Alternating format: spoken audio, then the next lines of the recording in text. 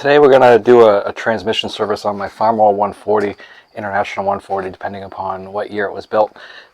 It's very similar to the Farmall A, Super A, 100, 130, and of course the 140. They're all pretty much the same tractor. One thing I want to mention though is in the 140 manual, it tells you to use high tran fluid, which is really not necessary. I think it's a little bit too light to put in the transmission of the 140, and why they decided that they should put it in there is a mystery to me. When actually the previous model tractors, they put gear oil with like an 80W90 or something like that, a heavy gear oil in there, and it may just be because at the time when the 140, the International 140 was out, that a lot of the tractors had torque amplifiers, TAs, and International, along with other manufacturers, were kind of like integrating the hydraulic system into the transmission. So the transmission hydraulic system are all pretty much the same thing, and that's actually the case today in modern tractors. You'll change out the hydraulic system, but that includes the transmission. So regardless, I'm going to put 80W90 in it. It makes the gears run a little bit quieter. If you've owned any of these tractors, you'll know that sometimes they have that little whine, and that's perfectly normal, but a heavier gear oil will actually quiet that down a little bit. Now, why do we want to change the gear oil? Well, this tractor, I've had it for a couple of years, and I am the second owner. I bought it from the grandson of the original owner, and most of the maintenance was put down in here, what they did, and it hasn't been done in quite a while. I live in Maine, so it does freeze here, and invariably what happens with these tractors with the cast iron is you condense some water inside the transmission. So when I drain this today, you're going to see probably some milky, cloudy junk come out of there, and you don't want to have water in your transmission when it freezes. It makes bad things happen. So we're going to go ahead and change this today. We're going to make it very quickly, make it happen very quickly and very simply. Just want to give you a heads up on where the holes are, where the level plug is, the difference between having the belt pulley, not belt pulley, etc. So we'll do this fairly quickly, and as always, I do appreciate you watching the channel, and let's get to work on this tractor. Now we're already out here with all the tools and oil and everything, so let's just go ahead and service the final drives as much as we can without dropping the pans off. So this is pretty quick also, and I'll show you how to do that. So alright, a few things we're going to need to do this service. I've already got the drain pan under the tractor. You're going to want some kind of a pipe plug set, and specifically this one here is a 5/16 male pipe plug wrench or a socket.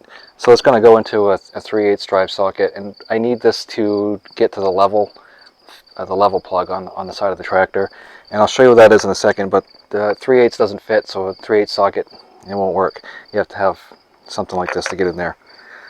There's obviously some rags. You're going to need your oil, and a 1/2-inch drive will get you the drain and the fill, and then obviously the 3/8 drive. So we don't need a whole lot of stuff.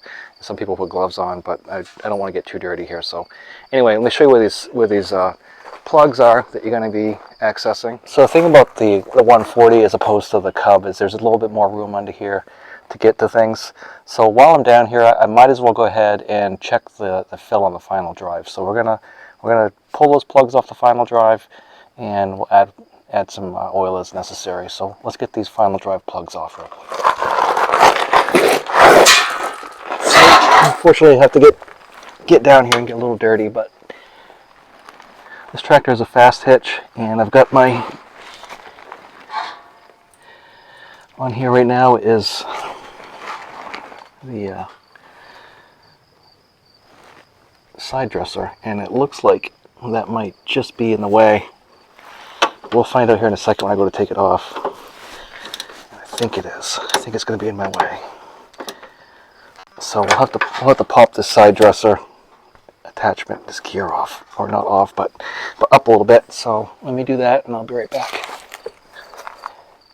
Alright, so sorry to make this a little bit more difficult than I intended it to be, but some of you may have this device on your tractor, and as you work on your farm equipment, you'll find that your basic farm or your basic hand tools, they're just not enough, so you have to get some specific things, and one of them is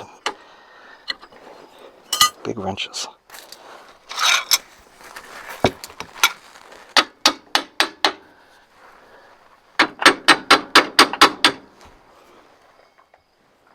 Alright, so this is loose, and I can just, get it up here out of the way. to do what I got to do.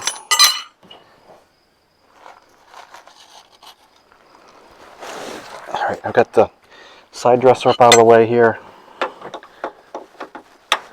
And these will come out pretty easily. So this is the left-hand side. The left-hand side is, if you're sitting in the seat, that's called the left-hand side, just like your car.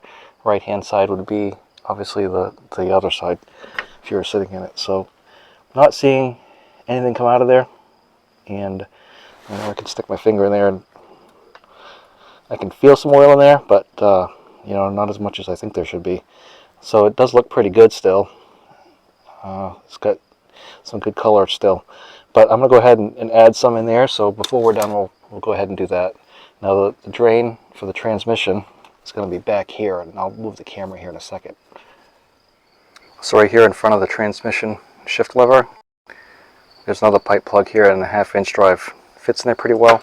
So we're going to go ahead and pop this out, and that's going to be where we're going to fill the transmission fluid from. All right, so here's your drain right here.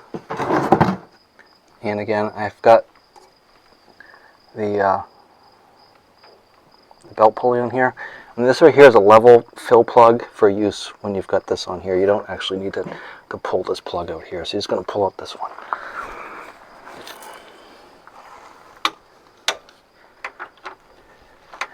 And I did bring extra extensions because, well, my original plan was to get past the shifting lever on the top, but we'll use it down here. Now, if you don't have the fast hitch, all the better. You don't have this stuff in the way. These are just regular standard size pipe plugs, so if they're bad or anything's gone wrong with them, you can go to the hardware store and get some new ones.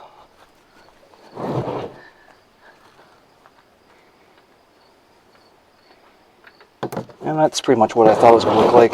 It looks like a really bad milkshake.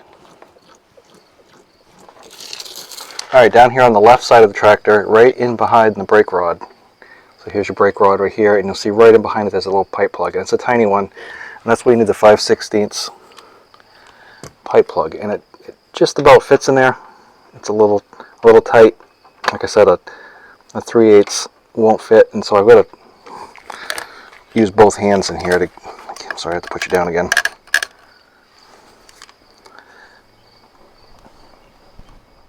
Well, some people don't like my videos. They say I'm not energetic enough, and that's fine. There's plenty of people out there who are plenty energetic, but I'm kind of Bob Rossy, so. Bob Ross also was an Air Force veteran like me. Level fill plug, we don't want to lose that, but again, just the standard pipe plug. So we'll just put this up here on the tire, and hopefully it's still there when I come back to it. So unlike the Cub, where the belt pulley is an attachment that hooks onto the PTO, the 140 and like Super C, all those tractors, the belt pulley is integrated into the transmission, so it's all connected, uses the same fluid.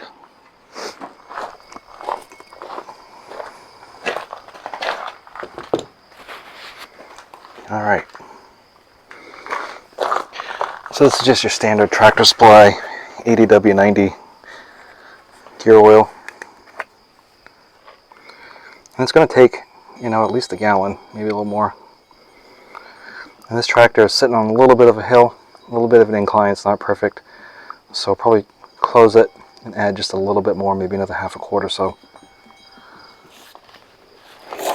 All right, this may be difficult for some of you. It's a little bit of a challenge for sure, but trying to get the plug back in, with the brake rod there, it can present a little bit of an issue. You can use a screwdriver to kind of prop it back a little bit, but eventually you'll be able to get it.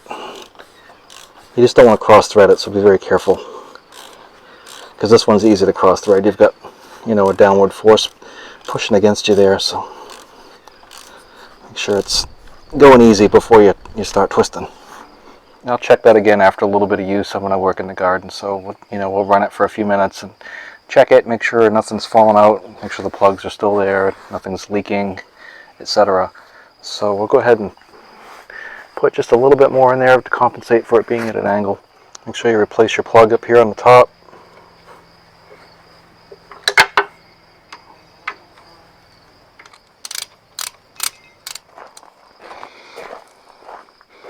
You may want a helper, you may want to use some different size bottles, and I keep a quart bottle just kicking around because it makes it so much easier to do this kind of stuff instead of trying to, grab that 2-gallon jug.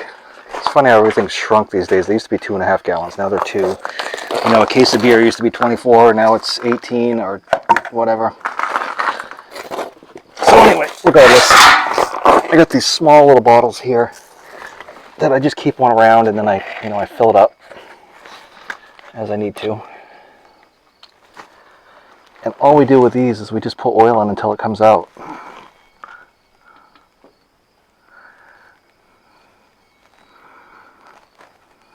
Just like that.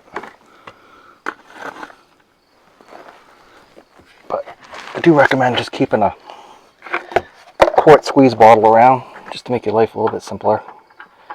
And once it starts to come out, you're done. So we'll do the same on the other side, and that's it.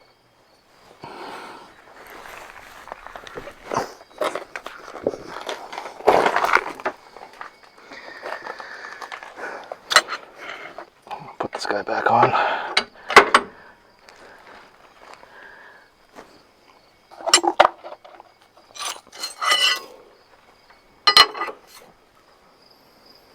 Alright, this is the right hand side. I'm going to get under there and do that real quick.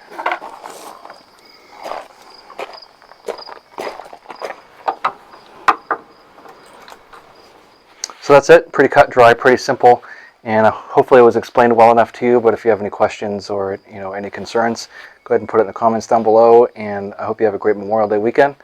Thanks, and I'll talk to you next time.